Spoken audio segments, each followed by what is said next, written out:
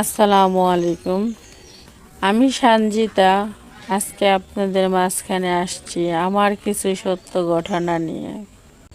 হয়তোবা আমার তো এরকমের চলা হয়নি, আমার চলাটা একটু ভিন্ন টাইপের ছিল বা ভিন্ন টাইপের হয়ে গেছিল। ছোট থেকে অনেক আনন্দ করছি, আল্লাস করছি। আস্তে আস্তে যখন বড় হতে ধরলাম, আমার বয়স যখন 10 বছর হলো, আমার মার বিচ্ছেদ হয়ে যায়। বিচ্ছেদ হওয়ার কারণ হয়েছে গিয়া আমার বাবা আপনার এমনিতে জুয়া টুয়া খেলতো। খেলার ফলে মনে করেন যে আমাদের যা ছিল সব বিক্রি টিক্রি করে ফেলছে। স্যালারি পাইলে আমরা মারধর করতো, কইরা টাকা পয়সা সব নিয়ে চলে যেত। তো এইভাবে চলতেছে, আমি সে ছোট থেকে দেখতেছি। তো এক প্রকার মানুষের তো জানেন যে মানুষের আমার মা আমার বাবার সারাসারি হয়ে যায়। সারাসারি হওয়ার পর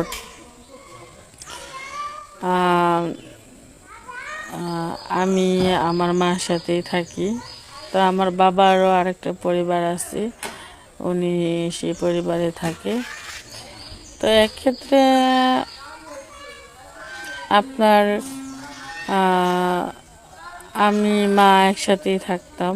তো জব নিছি আপনার সে বয়সে গার্মেন্টসে কোনো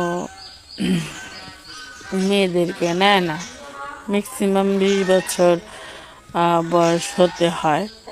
চাচা ওই গার্মেন্টসের ইয়া ছিল, সুপারভাইজার ছিল। তো ওনার মাধ্যমে আমার চাকরি নেওয়া। তো বেশ কিছুদিন চাকরি করলাম, প্রায় 5-6 মাস 7 মাসের মতো। তার বিয়ের কথাবার্তা আমার ফুপুর আর কি করতেছে যে ওনাকে বিয়ে দেবে। তা আমি অফিসে ছিলাম, আমি আসছি। তো এক প্রকার আমার ফুপু আমাকে ডাক দিয়ে নিয়ে বললো যে তুই কি বলস সঞ্জিতা, কি বলস? আমি বললাম যে কিসের বিয়ে?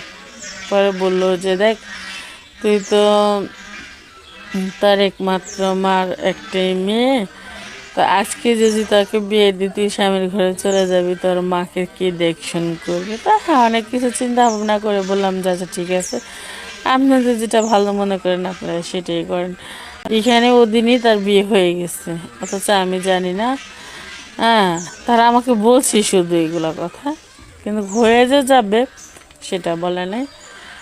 তো যাই হোক, অফিস থেকে যাওয়ার পরে এক প্রকার আমি বাসায় গেলাম। বাসায় যাওয়ার পরে আর আমার রুমে উঠতে দিচ্ছে না। যখন বিয়ে হয়ে যায় তখন তো স্বামীর কথাই শুনতে হয়। তো আমার সৎ বাপ আমাকে রুমে উঠতে মানা করছে, তো আমার আম্মু রুমে উঠতে দেয়নি। আমাদের ওখানে যে ভাড়াটিয়া, সেই খালাদের ঘরে শুয়েছি, সেখানে রাতটা কাটাইছি। তো এক প্রকার কাটানোর পর আমি পরের দিন আমার বাবার কাছে যাই। তো এইভাবে মা বাপ যদি একটা সন্তানকে না দেখে, তাহলে আপনার চাচারাও কিন্তু তেমন দেখে না। হ্যাঁ, ওই রাত থেকে, যে রাত থেকে আমার আম্মু কে বের করে দিছে আমার সৎ বাবা, আমি সেদিন থেকে খুব ক্ষুধার্ত ছিলাম। তো কোথাও যে আমি 4টা ভাত যে খাবো ওরকমের কোনো পরিস্থিতি পাচ্ছিলাম না, বা কেউ আমাকে সাপতেছিল না। খালা ভাত রান্না করতেছে, তো আমার এত প্রচণ্ড পরিমাণ খিদা। তো আমি তো দেখেন ওই আমার জন্য তো আর অন্য কেউ ভাত রাঁধে রাখে নেই, তাই না? তারাও তো অনেক কষ্ট করে। কারণে আমি ওই গরম ভাতের মারগুলো ওগুলা মানে খাইলাম। খাওয়ার পরে খিদার যন্ত্রণাটা একটু কমলো।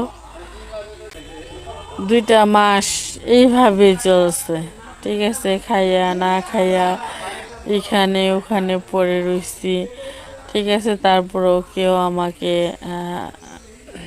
বাড়িতে তুলে নেয়নি। সময় ছিল শীতের সময়। তো আমি একদিন প্রচণ্ড পরিমাণ শীত, আমি সন্ধ্যার দিকে আমার বাড়ি গেলাম, যা জানালার পাশে দাঁড়ালাম, আম্মুকে বললাম যে আমার একটা সোয়েটার দাও। ঠিক আছে, আমার প্রচণ্ড পরিমাণ শীত, ঠান্ডা লাগতেছিল। সে আমারে সেই শীতের পোশাকটাও দেয়নি। তো যাই হোক, ওই অবস্থায় আমি গেলাম আমার চাচাদের বাড়ির সামনে একটা টং দোকান ছিল, চায়ের ছোট্ট একটা দোকান। মাথায় কিছু ধরতেছিল না তখন। মানে বুঝেন তো, একটা মেয়ে মানুষ যখন বাড়ির বাইরে থাকে তার মনে পরিস্থিতিটা কি থাকে।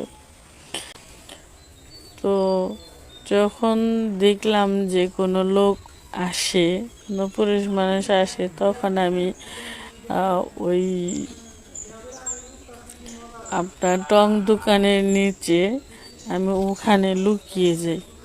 ঠিক আছে, রাখা যায় না। তো এভাবে থাকতে থাকতে এমন একজন মানুষের সাথে আমার দেখা হলো যে ওই মানুষটা আমাকে নিয়ে চলে গেল ওনার বাড়িতে। আর বাড়িতে যাওয়ার পর আমাকে ভাত দিল। তো আমি ভাতগুলা খাইলাম, খাওয়ার পর চোখে প্রচণ্ড ঘুম, আমি ঘুমিয়েও গেছি ওখানে। তার বাসায় অসংখ্য মানুষের যাতায়াত ছিল। তো আমি ওনাকে বললাম যে ভাবি তারা কারা। বলতেছে তারা সবসময় আমার এখানে আসে, এরাও আসে। তা আমারে বলতেছে আমার এখানে থাকতে গেলে তোর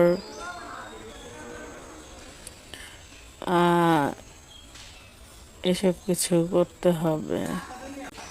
তারপর জুলুম করে এক অবস্থায় আমি তোর কথা শুনেও নিলাম, কাজে নিত্য হয়ে গেছি। তারপর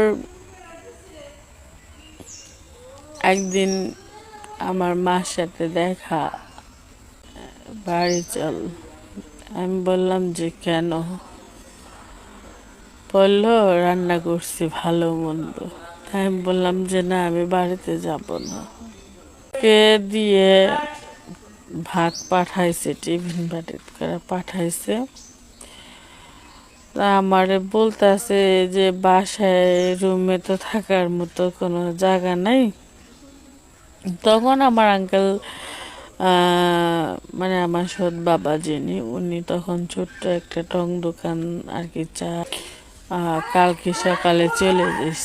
তো আমি একা একা থাকবো ওখানে,